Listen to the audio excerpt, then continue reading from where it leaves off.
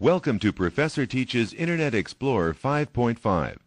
This course will teach you how to use Microsoft's Internet Explorer to discover the fascinating world of the Internet. In this chapter, you'll learn about the Internet and the basic features offered by Internet. So what exactly is the Internet? You can think of the Internet as a huge network of computers. The Internet consists of millions of computers around the world that are connected to one another through telephone lines or other types of communication lines. Each computer on the Internet offers various information which can be accessed by anybody with a computer. Computers that offer information on the Internet are called hosts or servers. These computers store information and have special software that makes them accessible to Internet users. Microsoft offers information on several host computers. What about computers that access information on the Internet, such as yours and mine? These computers are referred to as clients, and they need another type of software to access information. When you use your computer to visit the Internet, your computer is considered a client. Perhaps the best way to describe the Internet is by describing some of the things you can do on the Internet. Since we're living in the information age, most people use the Internet to access information. This information is stored in different formats, the most popular format being the web page.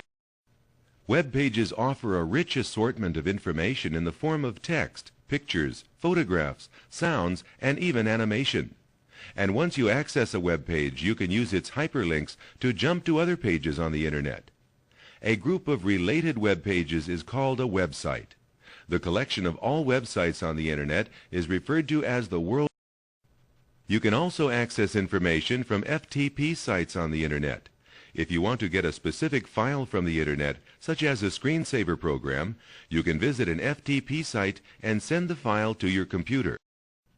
The Internet also allows you to exchange information with others by sending messages. You can send electronic mail or email messages, newsgroup messages, and instant messages. Email enables you to send and receive messages to and from specific people. Newsgroups let you exchange messages among an entire group of people sharing an interest. Instant messaging allows you to send and receive instant messages to and from another individual. Typically, the instant messaging system alerts you whenever somebody on your private list is online.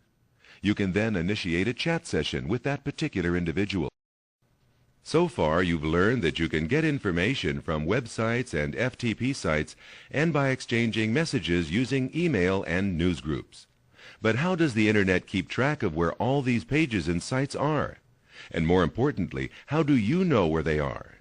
Websites, FTP sites, and newsgroups are all identified by a unique address called a Uniform Resource Locator, or URL.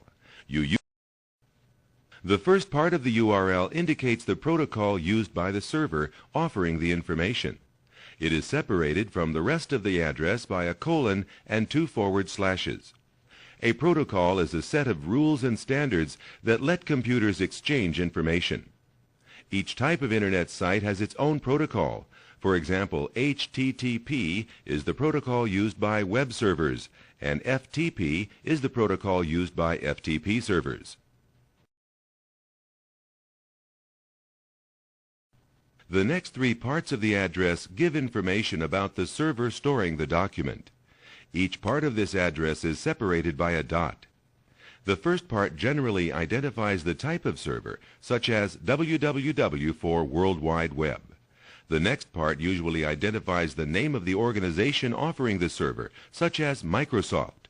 And the third part represents the type of organization offering the server. For example, COM stands for commercial and Gov stands for government.